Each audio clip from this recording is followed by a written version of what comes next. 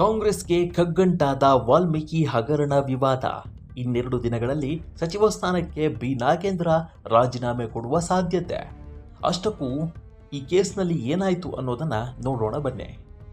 CM DK Shivakumar ನೇತೃತ್ವದ ಕಾಂಗ್ರೆಸ್ ಸರ್ಕಾರದಲ್ಲಿ ಸಚಿವ ಸಂಪುಟ ವಿಸ್ತರಣೆಯಾಗಿ ತಿಂಗಳಾಗುವಷ್ಟರಲ್ಲಿ ವಾಲ್ಮೀಕಿ ನಿಗಮದ ಹಣ ಅಕ್ರಮ ವರ್ಗಾವಣೆ ಪ್ರಕರಣದ ಕುರಿತು ಪ್ರತಿಪಕ್ಷಗಳ ಒತ್ತಡ ಹಾಗೂ ಸಾರ್ವಜನಿಕವಾಗಿ ಹೆಚ್ಚುತ್ತಿರುವ ಆಕ್ರೋಶದ ಹಿನ್ನೆಲೆಯಲ್ಲಿ ಯೋಜನೆ ಮತ್ತು ಸಾಂಖ್ಯಿಕ ಸಚಿವ ಬಿ ನಾಗೇಂದ್ರ ರಾಜೀನಾಮೆ ನೀಡೋದು ಬಹುತೇಕ ಖಚಿತವಾಗಿದೆ ಎಂಬ ಚರ್ಚೆ ಶುರುವಾಗಿದೆ.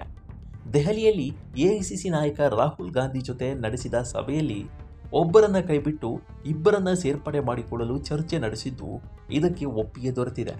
ಸದ್ಯ ಬಿ ನಾಗೇಂದ್ರ ಬದಲಾಗಿ ಸಂಡೂರಿನ ಅನ್ನಪೂರ್ಣ ತುಕಾರಾಂ ಹಾಗೂ ಬ್ಯಾಡಗಿಯ ಬಸವರಾಜ ನೀಲಪ್ಪ ಶಿವಣ್ಣನವರ ಸಚಿವರಾಗುವ ಸಾಧ್ಯತೆಗಳಿವೆ ಅಂತ ಹೇಳಲಾಗ್ತಿದೆ.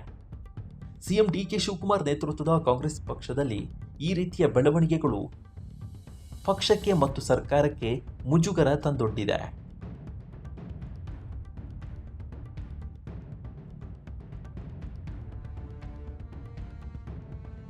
ಡಿಕೆ ಶಿವಕುಮಾರ್ ಅವರು ದೆಹಲಿಯಲ್ಲಿ ಗುರುವಾರ ಬೆಳಗ್ಗೆ ಎಐಸಿಸಿ ನಾಯಕ ರಾಹುಲ್ ಗಾಂಧಿ ಅವರನ್ನ ಭೇಟಿಯಾದರು.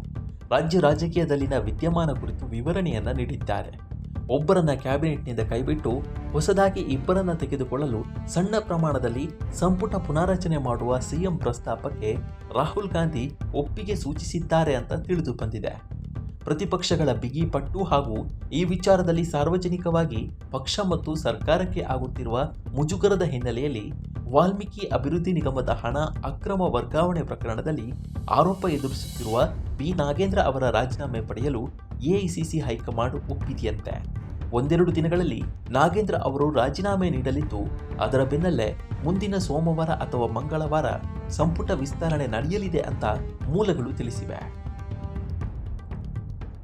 ಇನ್ನು ನಾಗೇಂದ್ರ ರಾಜೀನಾಮೆಯಿಂದ ತೆರವಾಗುವ ಸ್ಥಾನಕ್ಕೆ ಅದೇ ಪರಿಶಿಷ್ಟ ಪಂಗಡದ ಕೋಟಾದಲ್ಲಿ ಅನ್ನಪೂರ್ಣ ತುಕಾರಾಂ ಅವರಿಗೆ ಅವಕಾಶ ಕಲ್ಪಿಸುವ ಸಾಧ್ಯತೆಗಳಿವೆ. ಆ ಮೂಲಕ ಬಳ್ಳಾರಿ ಜಿಲ್ಲೆಯ ಪ್ರಾತಿನಿಧ್ಯ ಉಳಿಸಿಕೊಳ್ಳುವ ಜೊತೆಗೆ ಕ್ಯಾಬಿನೆಟ್ನಲ್ಲಿ ಮಹಿಳೆಯರಿಗೆ ಪ್ರಾತಿನಿಧ್ಯ ಕಲ್ಪಿಸುವ ಲೆಕ್ಕಾಚಾರ ನಡೆದಿದೆ. ನಾಗೇಂದ್ರ ಅವರ ಸ್ಥಾನಕ್ಕೆ ಕಂಪ್ಲಿ ಶಾಸಕ ಜೆಎನ್ ಗಣೇಶ್ ಅವರ ಹೆಸರನ್ನ ಪರಿಗಣಿಸಬೇಕು ಅಂತ ಪ್ರಭಾವಿ ನಾಯಕರೊಬ್ಬರು ಪ್ರಯತ್ನ ನಡೆಸಿದ್ರೂ ಅಂತಿಮವಾಗಿ ಅನ್ನಪೂರ್ಣ ಅವರಿಗೆ ಅವರ ಆಯ್ಕೆಗೆ ವರಿಷ್ಠ ನಾಯಕರು ಸಮ್ಮತಿಸಿದ್ದಾರೆ ಎಂಬ ಮಾಹಿತಿ ಇದೆ. ಮತ್ತೊಂದು ಸ್ಥಾನಕ್ಕೆ ಬ್ಯಾಡಗಿ ಕ್ಷೇತ್ರದ ಶಾಸಕ ಬಸವರಾಜ ನೀಲಪ್ಪ ಶಿವಣ್ಣ ಅವರನ್ನ ಪರಿಗಣಿಸಲಾಗ್ತಾ ಇದೆ ಅಂತ ಕೇಳಿ ಬರ್ತಾ ಇದೆ.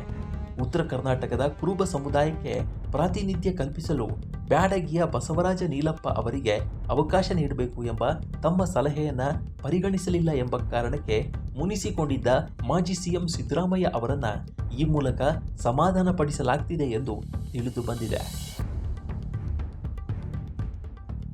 ಒಟ್ಟಾರೆ ಎಲ್ಲ ಬೆಳವಣಿಗೆಗಳು ರಾಜ್ಯ ರಾಜಕೀಯದಲ್ಲಿ ಸಂಚಲನವನ್ನ ಸೃಷ್ಟಿಸಿದೆ.